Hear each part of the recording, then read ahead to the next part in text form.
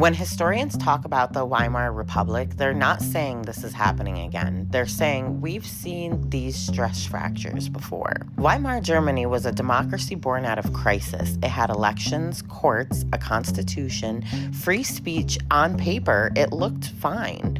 But underneath, it was exhausted. The economy was unstable. People felt like the system no longer worked for them. The middle class shrank, trust evaporated, and fear became a political currency.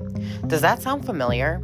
In Weimar, politics stopped being about policy and started being about identity. Not what should we do, but who are you with and who are you against? Compromise became betrayal, and opponents weren't wrong. They actually became your enemies. That's a pattern that we are recognizing today. And if you don't, I don't know where you are. I don't know if your head's in the ground, but it's there. Another similarity is the normalization of emergency thinking. In Weimar, leaders increasingly ruled by decree, just temporarily during crisis. The Republic accepted it because chaos felt worse than lost safeguard. Modern America doesn't rule by decree the same way, though. What we do live in is a constant state of emergency rhetoric: economic collapse, cultural collapse, moral collapse. When everything is framed as existential, it guardrails and weakens. There's also the erosion of trust. In Weimar, people stopped believing the press, the courts, election, not because they were perfect, but because cynicism was weaponized. Here's the crucial distinction, though.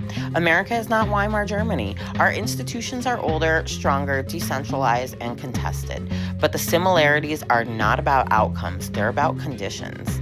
The lesson of Weimar isn't panic, it's vigilance. Democracies don't usually fall with a bang.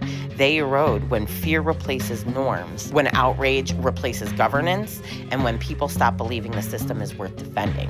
Something I'm very keen on learning as of late is that history doesn't exactly always repeat itself, but it does rhyme, and especially when no one is listening.